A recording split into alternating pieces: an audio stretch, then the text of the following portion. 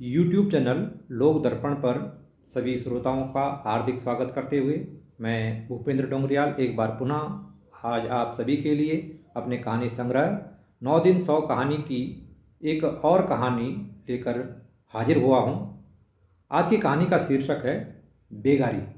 तो आइए सुनते हैं कहानी बेगारी। रुकमा गांव के हलवाहे भोला की छोटी बेटी है। उम्र अभी 5-6 वर्ष की रही होगी कि बेचारे की माँ चल बसी।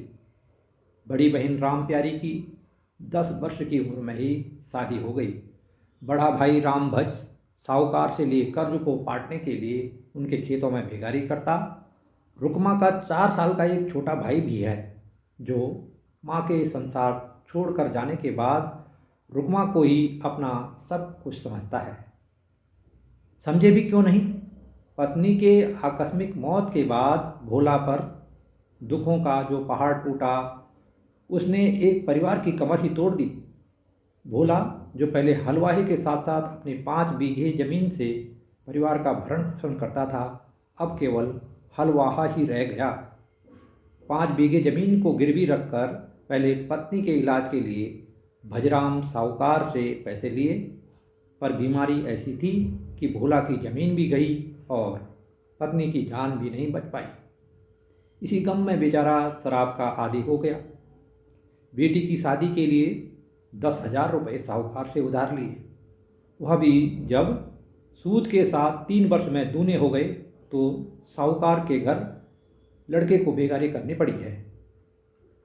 रुकमा दिन भर आस पड़ोस के घरों के आगे झाड़ू लगाती है। उसके बदले में लोग उसे रूखी सूखी रोटियां दे देते हैं। उसी से दोनों का पेट भरता है। भोला अपने बैलों की जोड़ी के साथ सुबह सुबह साहूकार के खेतों को जोतने निकल जाता है। हर रोज़ घर नशे में ही लौटता है। आज सुनने में आ रहा है कि भोला ने अपने बैल भी साहूकार के पास गिरवी रख दिए हैं। पूरे गांव में चर्चा है कि ऐसी जोड़ी आजकल 40,000 से कम की न होगी, पर गांव में बैल पालना भी अब बहुत महंगा सौदा हो चुका है। इसलिए भोला ने 20,000 रुपये साहूकार से लेकर बैलों की जोड़ी उसे दे दी है। आज काफ़ी समय के बाद भोला ने शराब पीने से नागा किया है। सुना है गांव के राजू सिंह को 1,000 रुपये देकर हजारीबाग से दिल्ली की टिकट करवाई है। अब भोला इस गांव को छोड़कर सदा के लिए रुकमा और राम खिलावन को लेकर दिल्ली जाने वाला है। वहाँ उसके ममेरे भाई ने उसके लिए एक रिक्शा खरीदा है। उसी को खींचकर अब भोला अपने परिवार का बोझ जिंदगी भर ढोने का मन बना चुका है। रुकमा घास फूस की झोपड़ी में से अपने परिवार के जरूरी कपड़े निकालकर तैयारी कर रही है। इतनी देर में रहमुद्दीन अपना तांगा लेकर आ गया। भोला ने अपना सामान तांगे पर लाद दिया। तांगा खट पट की आवाज़ के साथ हजारीबाग स्टेशन की ओर चल पड़ा। लेकिन रुकमा के आंखों से आंसू हैं कि रुकने का नाम ही नहीं ले रहे हैं। यह देखकर रहमुद्दीन ने पूछ लिया, क्या बात है रुकमो, तेरा मन दिल्ली जाने का नहीं है क्या? यह सुनकर बेचारी रुकमा दहाड़े मारकर और जोर से रोने लगी।